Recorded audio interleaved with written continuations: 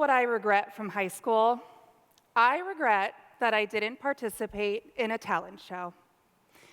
I know it's not that tragic, but hear me out.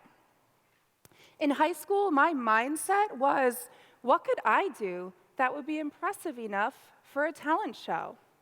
Here's what I've learned. Mindset is where talents rise or fizzle out. So while it wasn't the biggest deal that I skipped the talent show itself, it was a big deal that my own mindset kept me from an opportunity.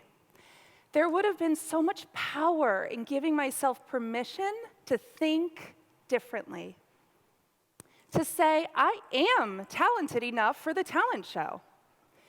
So how about you? Have you ever missed the chance to give yourself permission to think differently? As a psychologist, I talk with a lot of people who struggle with this. Too many of us are afraid to call ourselves talented or put our talents on display, and too many of us think that we need someone else's permission or a fancy title to be deemed good enough. Clearly, we need a different mindset. I invite you to take this moment as your opportunity to sprinkle a little permission into your thinking. You have permission to believe that you are talented enough. Believing that you're talented enough is not the everyone gets a trophy mindset. It does not mean that you're always the best. This mindset is not arrogant, and it is not fake flattery. A talented enough mindset means you acknowledge your abilities, you recognize your worth, and you unapologetically take space on stage. Your mindset should put you at the center of whatever performance you hope to achieve in life. Let's be honest, learning to think this way can be hard and scary, and it takes time, and that's okay. Here are 3 small steps to help. 1, make sure your thinking accommodates you and not just other people. 2, explore the fears that influence your thinking. Talk with someone you trust, and work with a therapist if you get stuck. And 3, give yourself a head start and make easy changes first. I have a story about a young woman who I used to work with.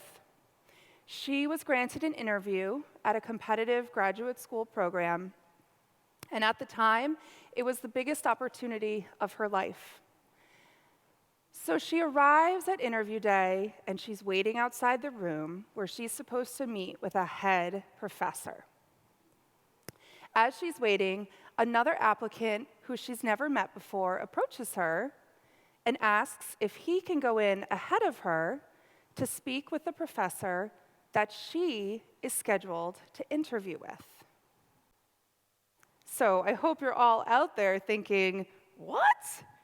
No way. That's her interview time. Obviously, right?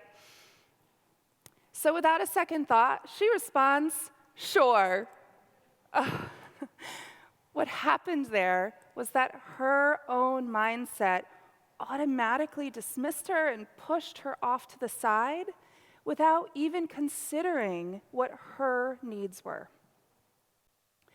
So the other applicant walks into the room, the door shuts, and she loses some of her precious interview time. That woman was not dumb, and she was not weak, but she was still learning how to hold her spot on stage, and she was still learning to believe that she was talented enough. That woman was me. I said that I worked with her because I did work with her. I worked with myself for over a decade to grow the mindset that I am talented enough. I finally believe that I deserve my spot on stage. Even when I make a mistake, even when I'm not the best, even when I am unsure of myself, I always give myself permission to believe that I am talented enough.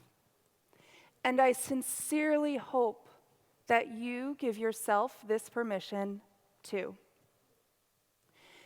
Being here today and speaking with you has been an absolute pleasure, and dare I say, it's even been serendipitous. You see, I went to this high school. I graduated from Daniel Hand. This is where I was all those years ago with my old mindset. What could I do that would be impressive enough for a talent show?